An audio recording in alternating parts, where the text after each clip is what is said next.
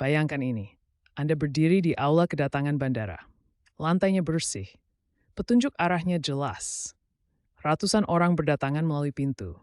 Wajah lelah, tas-tas berat, memuat bengkerat pada ibu meres yang sudah tidak bertat. Anda mengira sedang menyaksikan acara kepulangan, sebuah perayaan. Kamu tidak, Anda sedang menyaksikan krisis yang terjadi secara perlahan. Dan negara yang berupaya merespons bukanlah Indonesia, ini Malaysia. Tenaga kerja yang menjadi tulang punggung perekonomian Malaysia selama 30 tahun. Tangan-tangan yang memetik kelapa sawit, menuang beton, membersihkan rumah sakit, kini pergi. Bukan karena pilihan, melainkan karena paksaan. Sekarang masih membenarkan sepenuhnya cerai yang sefaim of that soal kitab, menyedihkan mertelemi person no word. Ceasing. Semermedes trees, izan mendenarbab, it's in between the Kansas strength. Seorang saya mengarag detut, basauran bawa juto zing di syarang 10 bupin. Dan melakukan konten Indonesia terlalu berat, terlalu serius. Bahwa tusya orang luar Indonesia yang ngeduilit and serius berterplating. Namun saya percaya kisah-kisah tentang bagaimana ketidakhadiran warga kita menghancurkan perekonomian negara lain layak untuk didengar. Berlangganan sekarang dan buktikan dia salah. Tunjukkan padanya bahwa kita orang Indonesia selalu bersatu dan bahwa kisah kita penting. Assalamualaikum dan selamat datang. Relative is required anak kami persist up in market with just the thing. The thing you made in to retain daripada protes apapun. Ada satu fakta di tengah video ini yang mengejutkan. Bahkan para ekonom tenaga kerja di Kuala Lumpur. Tetaplah bersama saya sampai ke sana. Mari kita mulai dari tahun 1970. Karena disinilah cerita ini dimulai. Selama beberapa dekade, perjuangan Indonesia, Tenaga Kerja Indonesia atau TKI, itu tinggalkan karena merdeka keinginan petangan. Mereka pergi karena tinggal. Berarti menyaksikan mereka kaparan. Malaysia dan Tunggastaka cukup dekat untuk dijangkau. Cukup familiar dalam bahasa. Dan sangat membutuhkan tenaga kerja murah dan mau bekerja. Pada masa kejayaannya, Malaysia menampung sekitar 2,4 juta pekerja Indonesia yang terdaftar. Dan menurut beberapa sumber, hampir sebanyak itu pula pekerja yang tidak terdaftar. Mereka membangun menara-menara Kuala Lumpur.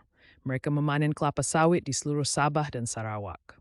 Mereka membersihkan hotel-hotel yang memenangkan penghargaan pariwisata Malaysia. Mereka membesarkan anak-anak Malaysia, sementara anak-anak mereka sendiri tumbuh tanpa mereka. Tidak spy bisa that nama Strower is a paradox that tindungi dan ketika iklim forward papertersa. Memerisa zagang kami operasi beri. Operasinya, operasi tegas. Ribuan orang diusir sekaligus, dengan sedikit peringatan, hak yang lebih sedikit, dan hampir tanpa martabat. Kebenaran yang memalukan, Indonesia mendaya tawar yang sangat kecil. Kita membutuhkan kiriman uang. Mereka membutuhkan para pekerja. Tetapi meja perundingan tidak pernah seimbang. Allah hakin cisi sebelumnya. Skreit perdigan itariju syengtina betsa semarin meriwers. It stood every drinks hangs me tue ekut helter. Pada tahun 2022, pekerja migran Indonesia mengirimkan sekitar 4 miliar dalam bentuk remitansi. Menurut data resmi Bank Indonesia, 9,4 miliar dolar. Jika dipikir-pikir, jumlah itu hampir setara dengan seluruh PDB tahunan negara Afrika berukuran sedang. Itu bukan uang receh. Itu adalah jalur kehidupan ekonomi yang mengalir kembali ke desa-desa di Indonesia, membayar biaya sekolah, membangun rumah, mendanai usaha kecil di kota-kota yang tidak akan disentuh oleh bank manapun. Namun, ada sisi yang tidak terangkat buat. Dan ditahap terperagin in youth pernah diakui Malaysia secara publik. Setiap dolar yang dikirim pulang ada dolar dinda perekonomian Malaysia. Setiap pekerja migran Indonesia yang bekerja selama 12 jam di perkebunan menghasilkan nilai yang pertama kali diperoleh Malaysia dan kemudian dibayar. Angka pengiriman uang tersebut bukan hanya keuntungan bagi Indonesia. Ini adalah bukti yang jelas tentang betapa gantungnya industri Malaysia pada tenaga kerja Indonesia sesenusia untuk berfungsi. Angka tersebut tidak hanya hilang dari catatan Indonesia, tetapi juga hilang dari jalur produksi Malaysia. Tapi tunggu, disinilah letaknya yang menarik. Ketika Malaysia mempercepat operasi deportasinya pada tahun 2022 dan 2023, menargetkan pekerja tanpa dokumen melalui program rehab dan penindakan penegakan hukum, sesuatu yang tak terduga terjadi. Industri-industri diam-diam bergantung beruthnet teka-teka itu, destalanya stream in berutho di Streng. Badan Minyak Sawit Malaysia, sebuah lembaga yang terkait dengan pemerintah, secara resmi melaporkan kekurangan tenaga kerja yang parah di seluruh perkebunan di Sabah dan Sarawak setelah operasi penegakan hukum. Mereka tidak hanya membicara secara internal, mereka mesasi kunyutu. Buah tidak dipanen busuk di pohon.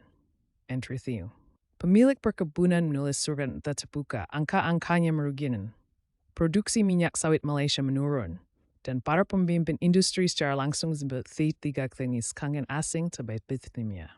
Ini bukan rumor.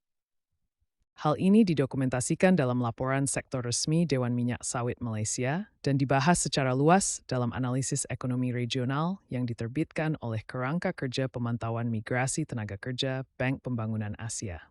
Kemudian muncullah sektor konstruksi. Badan Pengembangan Industri Konstruksi Malaysia, CIDB, menyoroti kesenjangan tenaga kerja lebih dari 400,000 pekerja pada tahun 2020. 400,000. Laporan mereka secara khusus mencatat bahwa operasi penegakan hukum telah mempercepat kepergian pekerja Indonesia yang telah menjadi tulang punggung industri konstruksi Malaysia selama 2 generasi. Dalam laporan Pemantauan Ekonomi Malaysia 2023, Bank Dunia mengangkat ketergantungan struktural pada tenaga kerja migran sebagai kerentanan utama dalam model pertumbuhan Malaysia. Mencatat bahwa penegakan hukum yang cepat tanpa perencanaan transisi yang terkelola menciptakan guncangan pasokan di sektor-sektor padat karya dan bergaji rendah. Kemudian ada ekonomi perawatan domestik. Penelitian yang diterbitkan oleh Institut Demokrasi dan Urusan Ekonomi di Kuala Lumpur mendokumentasikan peningkatan tajam permintaan pekerja rumah tangga yang tidak dapat dipenuhi setelah gelombang deportasi. Keluarga-keluarga Malaysia, khususnya rumah tangga dengan 2 sumber pemberitaan, mendapatkan jenengan tanpa pengesu untuk hegnangklo dan kerabat lanjut usia hampir dalam semalam. Para akademisi di Fakultas Ekonomi dan Administrasi Universitas Malaya melangkah lebih jauh, menerbitkan analisis yang menunjukkan bahwa keuntungan politik jangka pendek dari operasi penegakan hukum menciptakan biaya ekonomi jangka menengah yang tidak dianggarkan oleh Malaysia. Frasa yang digunakan dalam salah satu makalah sangat mencolok. Gangguan pasar tenaga kerja yang ditimbulkan sendiri. Ini bukan suara-suara Indonesia yang membelah pekerja Indonesia. Ini adalah lembaga-lembaga Malaysia, para peneliti Malaysia, dan badan-badan internasional yang menjelaskan konsekuensi dari pilihan kebijakan Malaysia sendiri. Dan mereka semua mengatakan hal yang sama. Anda tidak dapat menghilangkan jutaan pekerja dari suatu perekonomian dalam semalam tanpa perekonomian tersebut menyadarinya. Tapi tunggu, Anda mungkin bertanya, mengapa ini penting bagi Indonesia? Malaysia bisa mengganggu TKI dengan pekerja dari Bangladesh, Nepal, atau Myanmar.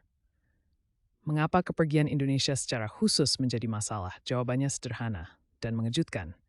Bangladesh mengirimkan pekerja, Nepal mengirimkan pekerja. Tetapi Indonesia mengirimkan pekerja yang berbicara bahasa yang sudah dipahami oleh penduduk Malaysia, menganut kepercayaan yang sama dengan mayoritas penduduk Malaysia, dan memiliki keakraban budaya yang mengurangi gesekan di rumah, rumah sakit, dan tempat kerja, dengan cara yang tidak dapat diciptakan oleh program visa apapun. Kombinasi spesifik tersebut, bahasa, agama, kedekatan, keselarasan budaya, membutuhkan waktu 30 tahun untuk dibangun menjadi ekosistem tenaga kerja yang berfungsi. Anda tidak ada tujuan yang mau kebijakan. Singapura membangun sistem tenaga kerja migran dengan insentif keuangan yang sangat besar, perjanjian bilateral, dan wilayah geografis yang sangat kecil. Qatar membangun anggaran muda dalam tenor undingan NUDS. Malaysia membangun ekonomi tenaga kerja bergaji rendahnya berdasarkan kesediaan Indonesia untuk mengirimkan warganya menyeberangi selat yang sempit. Itulah mengapa penarikan Indonesia, baik sukarela maupun paksa, menyakitkan lebih parah daripada penarikan yang dilakukan negara pengirim lainnya. Belajar bergantung pada tetangga yang berbicara bahasa yang sama, memiliki keyakinan yang sama, dan biaya perawatannya lebih rendah daripada pekerja dari tempat yang lebih jauh adalah jenis ketergantungan yang sangat spesifik, dan ketergantungan hanya akan terlihat ketika dihilangkan. Seperti kata pepatah lama, kita tidak pernah menyadari fondasi sampai retakan muncul. Malaysia kini mulai menyadari retakan tersebut. Namun kita harus jujur, karena sebuah cerita yang jujur harus mencakup hal ini. Tidak semua deportasi TKI tidak adil. Banyak palsiki manusia tanpa dokumen, jadi zona abu-abu hubim, dan primat eksploitasi. Justru status terus menuju emitted atau yuhat and youth no member. Sistem ekspor tenaga kerja Indonesia memiliki kegagalan mendalamnya sendiri. Pelatihan pra-keberangkatan yang tidak memadai, perlindungan konsuler yang lemah, dan sejarah lembaga pemerintah yang mengambil keuntungan dari jalur migrasi tanpa melindungi orang-orang di dalamnya. Keluarga hancur karena perekrutan yang bersifat predator. Pekerja terlantar tanpa upah. Ini adalah luka nyata dan berkelanjutan yang harus diakui oleh Indonesia. Ini bukanlah tanda-tanda kegagalan. Ini adalah tanda-tanda pertumbuhan. Arahnya sudah tepat. Indonesia kini membangun kerangka kerja bilateral yang lebih kuat, mendorong perjanjian migrasi terkelola, dan semakin memperlakukan pekerja migran sebagai diplomat ekonomi daripada sekadar tenaga kerja yang dapat dibuang. Fondasinya sedang dibangun kembali. Fondasi ini akan kokoh. 3 hal yang perlu diingat dari hari ini. Pertama, operasi deportasi Malaysia tidak menyelesaikan masalah Malaysia. Operasi tersebut justru menciptakan masalah baru. Industri, peneliti, dan badan-badan internasional telah mendokumentasikannya dengan jelas. Kesian tidak menghilangkan fondasi, struktur di atasnya tidak berwidak. Kedua, keuntungan terbesar Indonesia bagi pihak yang kurang diunggulkan adalah ring. Kisah tidak pernah dipengakuan atas kontribusi kisah. Ketidakberadaan ini melindungi narasi Malaysia selama 30 tahun. Tetapi ketidakberadaan ini memiliki harga, dan Malaysia sekarang membayarnya. Nilai tenaga kerja Indonesia tidak pernah benar-benar diperhitungkan di perencanaan ekonomi Malaysia. Para scammers terperti itu sektor besar sebeting di 2 quart swingspan. Ketiga, ini bukan cerita zero strength. Ini adalah cerita tentang nilai Indonesia, dan mengapa sudah saatnya kita sebagai warga Indonesia memahami bobot ekonomi kita sendiri dengan jelas, bijaksana, dan tanpa menunggu orang lain memberitahu kita terlebih dahulu. Saat Indonesia mulai bernegosiasi berdasarkan pemahaman itu, hubungan tersebut berubah secara permanen. Menurut Anda, negara mana yang diam-diam paling bergantung pada pekerja Indonesia saat ini dan tidak mau mengakuinya? Tuliskan di kolom komentar. Saya membaca semuanya. Dan jika vet Nürnberg tadi berdaftar semersment belog yerses inus your tais ga en dan merdagi ni kitrenjes den nan dari du clear de rower the forbi benef bushat.